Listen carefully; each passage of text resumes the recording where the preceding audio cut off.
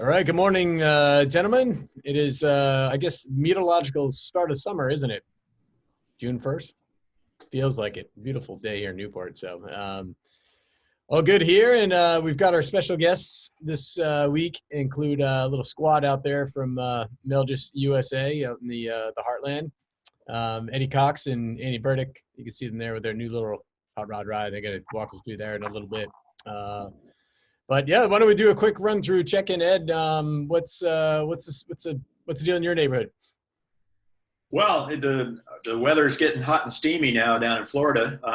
We are still seeing a lot of people out on their boats. They're enjoying the time, but there's a lot of people going back to work now. So I'm not sure the time will be there on the weekends anyway. But sailing wise, the bay seems to be active and lots going on with people out just for an afternoon sail.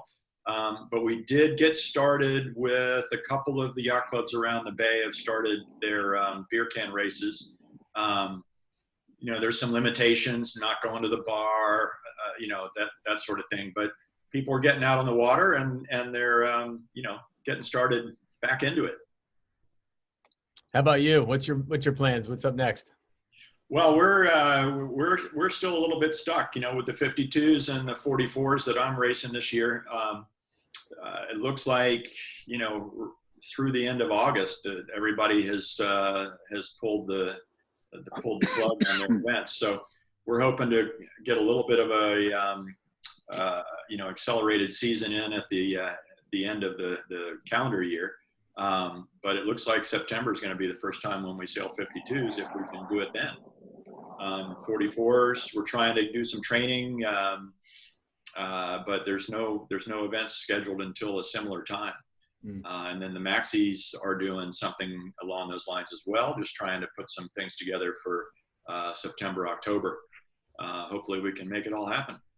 Yeah, imagine given the international scope of the teams, pretty hard travel-wise to get people. Well, yeah, there's a couple of things like, I haven't verified this through online search, but from what I've been told, Argentina is shut down until September 1st. So, for instance, the whole team for Azura can't fly until after September 1st. I was told that South Africa is shut down until October 1st for all airports, domestic and international. And so anybody that's from South Africa that sails on any of these teams can't get there. And, we've got owners and team members that are from that area, and they can't fly until October. So, it's not just the choice of the events. Some of these countries are a bit behind in how the virus has hit them compared to Europe and the US. And so they are going to take that much longer to get out of the quarantine. So some good opportunities for a bunch of local Cat 1s, wherever the boats may be. And maybe this is the moment that the next young generation of pros jumps onto the bigger boats. Who knows? But you got to get the owners. The owners have to be able to travel, or they don't put their boats in the water. So everybody has to make it work. Yeah, cool. Jonathan, how about your Tazar series? How's that going? Yeah, there's been pretty decent dinghy sailing activity here in Seattle. The predominant classes being the RS Arrow, the Laser, and the Tazar. I'm sure if we had a Melges 15 fleet out there, that would be active as well. Those obviously the single-handers or the boats that you sail with your partner are the most suitable for right now. Yep. There is a sort of an ad hoc race that's on the calendar for June 26th for bigger boats with a maximum crew of 5, an overnight race. So I'm going to try to enter that one, and that'll be the first big boat racing that we would have had in Puget Sound. Is that with the Riptide? That's right. Nice. All right. And Gary, your Wednesday night racing kicks off this week, Annapolis on the forefront. Well, I think we'll have a lot of small boats with 2- and 3-person crews out there. and it's an experiment. But people are back on the water. I went sailing both Saturday and Sunday, and there are a lot of sailboats around the Chesapeake, all that pent-up energy ready to go. And when I get done with this call, I'm going sailing again, little hooky here on Monday afternoon. So Nice. things are coming alive. At World Sailing, however, we've canceled pretty much every major, or in fact, every major regatta through 2020, and hopefully get to kick things off in 2021. All right, Chris, how about there in Diego? What's the scoop? San Diego, similar to Seattle and St. Pete, kind of getting slowly seeing some increase in activity. We've got basically shelter in place household racing would be one way to put it. There was snipe sailing yesterday in Mission Bay it needs to be family members or households only. And San Diego Yacht Club's working on putting together a very limited schedule of racing starting the middle of June, where we're going to have essentially a single-handed one design weekend on the 13th of June, followed by a handicap pursuit style race, not unlike the hot rum races we have in the fall on the Sunday the 14th. But so there's lots of thought being put into how do we get back to racing, and slowly things are moving in the right direction. All right. So if you recruit your kids for crew, are they accepting day rates, or what's the deal? Exactly. Yeah. Well, he's been living at home. My son Nevin, who's doing the Olympic campaign, has been sheltering in place with his mom and dad, and he's actually been going out training almost every day. His crew was actually living with us for 2 weeks. Up till a few days ago. There you go. So he's getting good groceries. Day rates come as meal and board, room and board. Right? Exactly. And so you've been talking a lot about weather. You're doing some webinars that I guess you promote that through the American Sailing Association, right? We got to go to the website and click in and find it there. Yeah, exactly. The ASA webinars have been a lot of fun. I'm looking forward. Gary had the pleasure. You got to talk to him first, but with Stan and Sally Honey, and they gave him first shot, but we'll be talking to them next Wednesday. So that's on Peter Eisler's Web Wednesdays. And then Chris Bedford and I just kicked off a really cool project, Marine Weather University, which is a online school to teach people about marine weather. And we're just really getting going with that. The first class is tomorrow, and it'll all be online, and the normal Chris Bedford level of expertise and knowledge passed on. It's going to be really cool. I am very, very appreciative and thankful that he's a friend of mine. We did our first America's Cup together. But my sailing, I'm on starboard tack. I just jibed. I'm about to sail across the equator for the first time. I'm doing my first ever virtual race. I know we did the buoy racing a few weeks ago, and I thought that looked cool, but gosh, that looks really hard. But this virtual race, it's got to be right down my alley, right? It's weather. I think you're allowed to weather out. I've been doing it. Oh yeah. So I just got into it like it's the LA to Tahiti race. I got into it like 10 hours before the start. I saw something on online, Scuttlebutt or something, and clicked on it and like, yeah, let's do it. And so I didn't even look at my boat for the first 12 hours, and I had figured out, or really 24 hours, I'd figured out sort of how to set the course getting out of LA. And I wake up and it's going pretty good, and I'm going where I want to go and not winning the race because the boat's going straight there, have the advantage, but it's all going to come good. And the next morning I wake up, I'm slowly learning how to steer the thing. I wake up and I'm about to run into Guadalupe Island. So I quickly, before my cup of coffee or anything, I jibe and finally clear the island, jibe back. I look, and the boat that was right behind me was this guy who had taken a famous sailor's name as his moniker. It was Louis Perron. So I sent Louis an email. I said, hey, Louis, I woke up this morning, I almost ran into Guadalupe Island, and there was a guy named Louis Perron right next to me. And he went the other side of the island. And now he's 2 hours ahead. And of course, it was Louis Perron, and he's promoting the race for the organizers, the regatta being much French. But God, I'm having a lot of fun doing that. And I got a big birthday yesterday, and I got my shelter-in-place vehicle. I now have a complete kit to be able to go kiteboarding. So I got my first kiteboard. Right on. All right, man. Wow. Cool. Well, I will admit that I started the Beneteau Cup, which was a little lap. It was supposed to be a couple lap around some islands off the coast of France. I missed the start by a couple hours, ran aground the first day, and then I think I'm still aground. I abandoned my yacht somewhere on an island off the south of France. So if you find one called Sailing World, that's us. Didn't go well. Hard to do on the weekends. So anyway, so yeah, so the double-handed racing is that seems to be the theme to get people out playing, as we've always known all along, is simple, is easy. And so when the Melges teaser came out a couple weeks ago that they had something new, it's pretty cool. One thing I'm really surprised of how much sailing time they get on the lakes out there without not a peep of espionage or people letting know. So we know how close it is out there, and it's pretty cool that the Melges guys were able to build, launch, and sail a double-handed boat, and nobody knew about it till last week. So good on that, guys. So maybe if we can tee them up here, and we're gonna pin their video. All right, so at least on my screen, I see Andy Burke to the left and Eddie Cox on the right, and we'll kind of let you guys take it from here. What's this new thing you got behind you?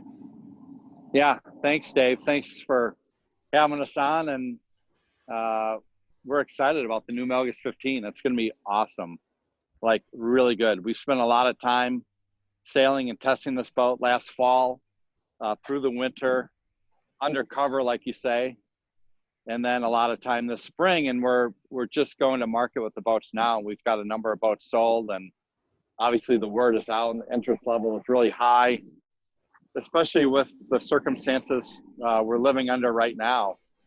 That double-handed or household sailing, whatever you want to term it,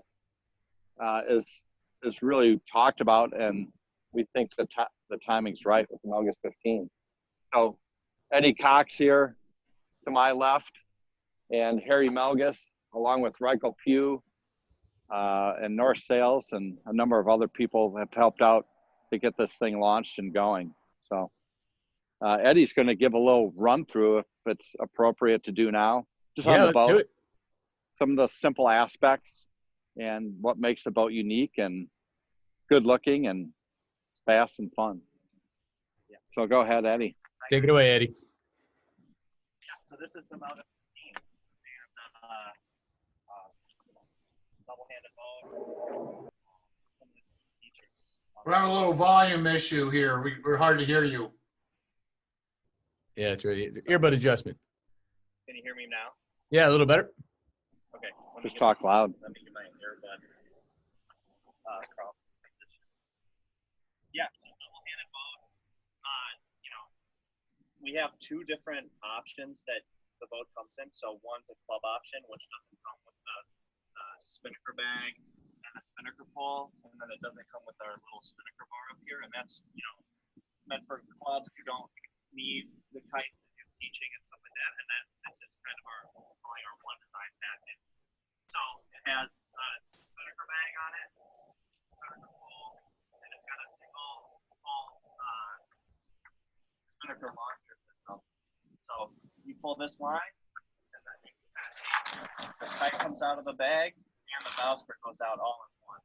So that's a pretty slick aspect, and it makes it really easy for people that are maybe a little bit newer to asymmetrical sailing. Allows them to be comfortable in the boat, sail. So a pretty simple setup. Like with all of our boats, we wanted to keep it as simple as possible. So jib sheets are led to here. We have a jib track on the side tank. The boat has a dagger board, and this is the board box right here. So, and then spin sheets are led to here. Yeah, full-length hiking straps. You have the spinnaker up, you have to nap to the boat to get the bow out of the water. Then nap bag here makes the cockpit really open and clear for people to jack and jive. One of the real focuses we had when we were designing this boat was. Hey, Eddie, hold on real quick. Make sure your mic is hooked to the phone. It may be recording off your voice versus your earbud. You're kind of in and out a little bit. Yeah. Can you hear me more here? switch rides with me, Andy. There you go. Oh, yeah. Is that better, guys? Oh, yeah. That's a million times better. Okay. Yeah. We got to switch earbuds back and forth. So. Yeah, so one of the key features that we wanted to, make sure we focused on when designing the boat was, a small dinghy sailing for some people can be intimidating. And, we think it's a great way to get on the water easily. And we want it to be accessible to everybody. So we really focused on making the boat as stable as we could. And then we also really focused on making the cockpit really comfortable to sit in. We focused a lot on making the backbone easy to sit on because that's a key when it's, light air in a small boat like this. So we did a bunch of mock-ups of the cockpit. I think we went through like 6 iterations of cockpit depth, backbone width, backbone length, hiking strap locations. And this is what we settled on. And we think it's, a pretty deep cockpit for a small boat like this, which makes it really easy on, sailors that aren't super comfortable in dinghies or maybe a little older and want to get back into dinghy sailing, but also really good for beginners. Also really good for beginner sailors to learn to sail in because the boat is so stable, so it won't be too intimidating for them. But then, we go to the performance aspects of the boat, and it gives you a lot of room to kind of grow into the boat and learn and, really learn how to sail with an asymmetrical kite and race the boat, which we think is going to be really fun. I know we're all excited to start racing in the 15s. So.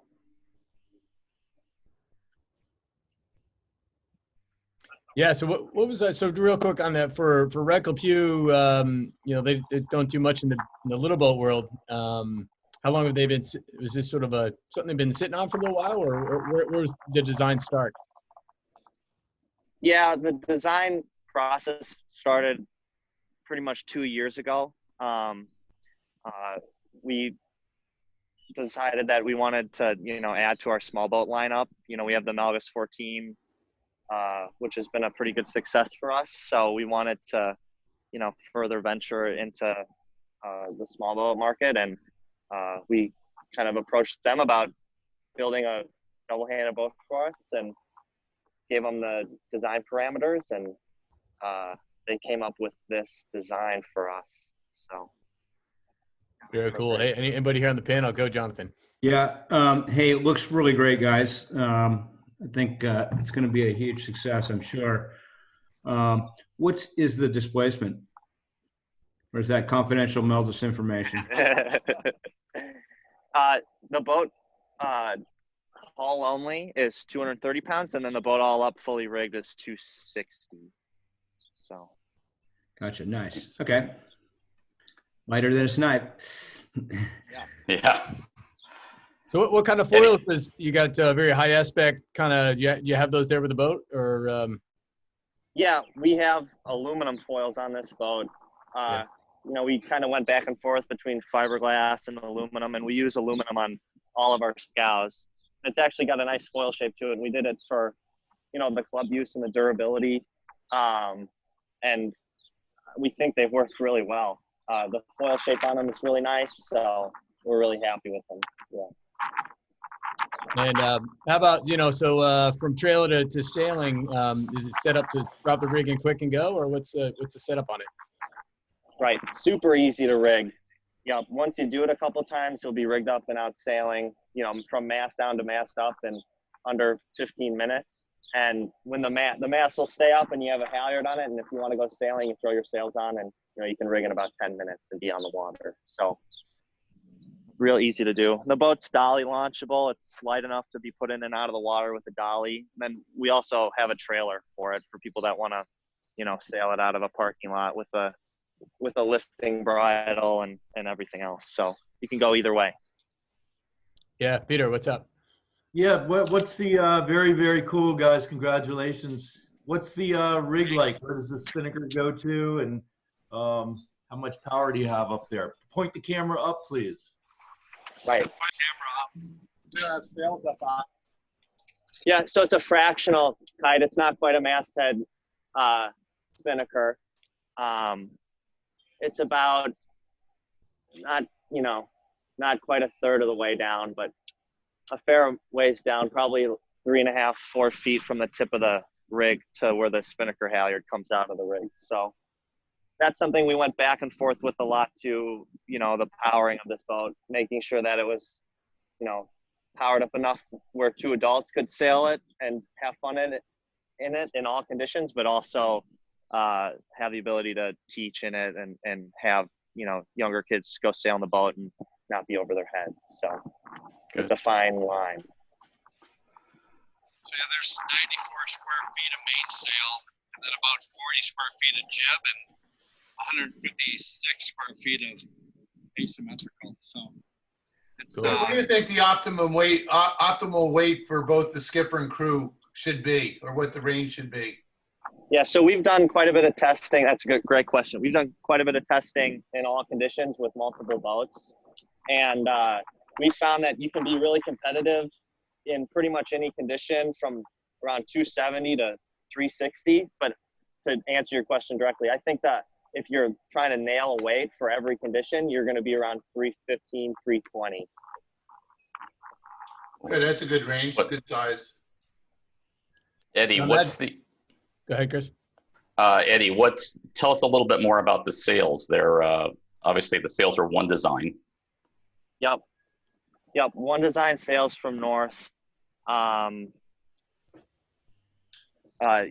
all. You're gonna have a couple different color options for spinnakers, but they're Dacron sails. We wanted to make sure that they were durable and long lasting. So, And the main that's gonna be the main is fully battened, or no? The main isn't fully battened. There's a full gaff batten, and then the second batten down is a full batten as well, and then traction. Yep. After that. Nice. Well, that should be good for durability. Yeah, that's something that we wanted to make the boat as cost effective as possible for people, to get into, and the sales were. There's a dump truck going by. Hold on. It's the only dump truck in Zenda. Yeah. The sales were a big part of making sure that the boat was cost effective. Not only the initial cost, but then replacement sales and everything else like that. So. Great, nice job. In some of the sailing you've done, I imagine you've had a Velocitech plugged in or some sort of device. At what point does it start humming? What's the when does the fun happen? It's the speed hum all the time. Now the boat planes really quickly, so you can get the boat planing off the breeze and 8 knots of flat water, 10 knots right in there, and then the fun factor downwind it's there. It's really fun. Talk about stable too, like Eddie pointed out in the beginning, about the stability of the boat at the dock, and sailing too. Even when it's windy downwind with the asymmetrical, the boat feels good and not intimidating. Yeah. Anybody have any questions? I'll fire off a few. Yeah. So the $1 million question is, what do they cost? And are you expecting to put, 10 at a time into clubs at a deal or something? How's it working for you guys? Yeah, absolutely. Well, the base price of the one design model, which has a spinnaker and the bow spread and everything else, is $12,250. And then our non-spinnaker club package is I think it's $11,800. So those are kind of your two options. But yeah, we do anticipate clubs wanting to use these boats. I think one really unique aspect of the Melges 15 is the fact that adults and kids can sail. So you could have your teaching during the day in this boat, teach kids how to sail, beginners, and then in the afternoon, you could say we're going to have Wednesday night club races in the Melges 15. You can come and charter a club boat and go and race in the afternoon, and 2 adults could go do that. That's something, that club model is something that we think can be really good. And, we've definitely seen that some success with that with the IC37. And we kind of wanted to have something that was, accessible for any club. So. Well, they look like they'd be a good collegiate racer, upgrade a lot of collegiate fleets. Absolutely. And that's something that we've focused on a lot too is making sure the boat was great sailing wing on wing, and can be boat handled, easily. So I think that's definitely one of the goals. What's Nice. the capsize experience like? It's really easy to right. So, I think you can probably right the boat with 200 pounds on the board, pretty easily. So, and the boat, when it's on its side, because it has these sealed tanks, doesn't fill up with water, which is really nice. So even if you turtle, the boat will come back upright with, very minimal amounts of water in it. So. Yeah, I was gonna buy. It's amazing the Elfstrom baler lives on. Yeah, I know. We looked at a lot of other options for balers, and you can't beat what's tried and tested. So. Yeah. Do you have an inspection port for the sealed tanks? Yep, we do. We have 2 inspection ports, one on each side, one on the port side, one on the starboard side. So that gives you access to all of these cleats, blocks, everything else is all through bolted. So it's easy to change out if you ever have to fix anything. Outstanding. So real quick, where are the boats going to? I'm presuming you're building them right in the shop, not too far from you. And what's the plan for getting them around country when that happens? Yeah, well, we've had a lot of success so far, a lot of interest. So we've the boat was launched 2 weeks ago, and we sold 18 of them so far. So we're pretty happy with that. We've had a lot of interest on Barnegat Bay. We have a pretty good presence there with our E-Scout fleets, and the MC Scout is getting a lot of traction on Barnegat Bay, and they used to have a big M16 fleet there, and a lot of the people that used to sail those boats were really interested in the 15. So we've got kind of a fleet deal going on out there with some people. We've got some boats going to Lake Geneva here, some individual boats going to Colorado. Where else? Kind of all over the place. Yeah. Well, speaking of Barnegat Bay, it brings up a question. What is the draft of the boat? Yeah, the boat draws 2 feet 7 inches. No, you're okay on Barnegat Bay. Yeah. And that centerboard. Yeah. Larger question, Andy. It must be difficult to be president of a company during this time. How has it been keeping your employees going and keeping Melges Boatworks operating during this period? Yeah, well, that's a really good question. It's been challenging. We've been fortunate enough to be able to work the entire time. And a lot of the boat orders that we've had were from the fall and winter. So we've been building boats, and it's really been somewhat business as usual for us. The one thing that is different is we're not traveling as much and we're not sailing as much. So we've been really focused on our business, which has been a positive. And keeping our employees busy has been a big positive. And then coming out with something new and exciting, I think really shows the strength of the Melges brand of the Boatworks. And it shows that we're going to be here to stay, to keep promoting the sport, keep people sailing and enjoying the sport.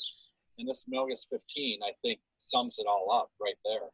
It's a boat that's for everybody, and we hope to get a lot of people on the water and enjoying it. But that's a good question, Jonathan. It's been hard for a lot of people around the country, but we've been fortunate here so far.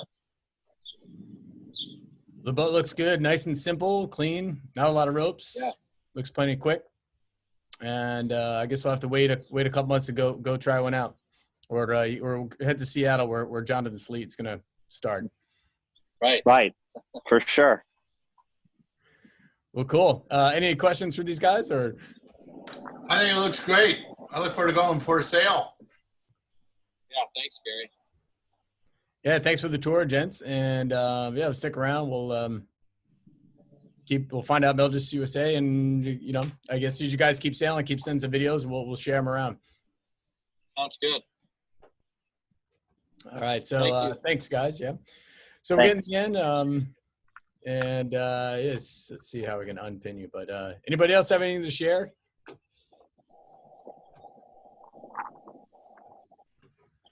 All right. All right. I got a little something to share here. You can unpin them. So this was my share for the week. This was a lovely weekend in Newport. This is my wife here. This is the Wigeon that I've been telling you about. We finally got it all sorted out. Lots of ropes. Put about $100 worth of ropes. A couple hours worth of work. Thank God it came with new sails, and it was a mighty Wigeon on a Sunday afternoon. Any comments on the rig? Looks good. Looks nice. Sailing in a Brenton Cove. Kind of a funky boom vang you have there. Well, I'm trying to figure out whether it needs one or not. Okay. Yeah, so this is. Dave, what's that blue thing hanging on that yellow downhaul rope there? Oh, that's a waterproof speaker. You got to have tunes all the time, you know? Yeah, all right, I'm digging it.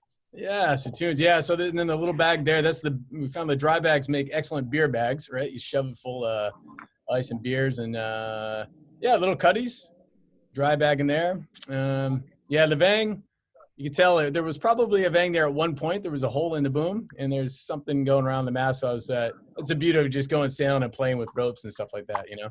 So. What year was it built? 1971, the year I was born. So anyway. It was brand new sails. It came with brand new sails still in the packaging. Wow, that's worth a lot. Yeah, it was owned by a boat that apparently bought it for his daughter. His daughter wanted it, and then this poor soul came down with some sort of terminal cancer, and he never had a chance to sail it. I think he intended to, and then somebody said, "Come and get it out of my driveway." So. I think I've told you before. Somebody left it in my driveway, and I sort of went to town on seeing if it would sail and not sink. So that day was the first confirmation that it doesn't sink. So, the goal now is stop sharing there, and so my plan. Well, that's not it. Let's see if we can. Is it? I don't know if you guys can see this.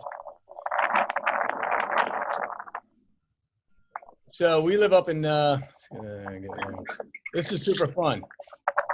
If I can get it to work. Can you do it though? Because I gotta. Yeah. So here we live in Portsmouth. You guys know the area pretty well. So this is Millville Marine Complex. You guys mostly know where that is. And right about here is a public launch ramp. So my goal for the summer, if you guys want to come and do it with us one day, is to do it called like the Five Island Challenge. Having grown up in Newport, I've never sailed really much in the Upper Bay. So my goal with this little Wigeon is to do some racing closer to home. And so pretty cool. Never realized until you start poking around, you've got this little Dyer Island off Melville and obviously Prudence, and then this Hope over here. This is Quonset. And up and around up to Bristol. This is, Bristol over here, Warwick there. So around this is the legendary Fog Island up Bristol, and back here to a finish and a couple beers on the beach. It's a good 20-mile race. What do you guys think? I think it's a really interesting course. That's 20 miles, so that'll take you a few hours. Yeah, exactly. And about 4 knots, it'll be just a nice long day. But anyway, so the goal is once it gets a little warmer to do an informal post and say, whether it looks good, come in, let's do a challenge around these 5 islands. So if you guys find yourself in the summer, let's come and take it on. Sounds good. Great project. Maybe you could sell it to those virtual regatta guys. They have lots of courses. That could be a good one. The other thing you should think about is establishing a course record, and you can leave anytime you want, all summer long, like the summertime challenge. And whoever wins gets something great, like the new Melges 15. There you go. All right. I think that's exactly what I plan on doing, is set the benchmark time on the Wigeon and let people take it from there. Set the bar high. Yes. It strikes me that your Wigeon is almost exactly the same size as the Melges 15. It is. But separated by a span of 1970 to 2020, so an even 50 years, right? Isn't that amazing? Yeah. It would be an interesting, side-by-side comparison, just setting the two next to each other and comparing some of the details. Yeah, for sure. All right. Well, that's that's what's happening here in Rhode Island. And I guess that's it for today. But thanks everybody for joining. Hopefully by next time we'll be racing. All right. All right. Sounds good. Thanks, Dave. Thanks, Good gents. luck, everybody. Thank you. Have a great week. See you guys. I got a job really quick. I got to go. Go.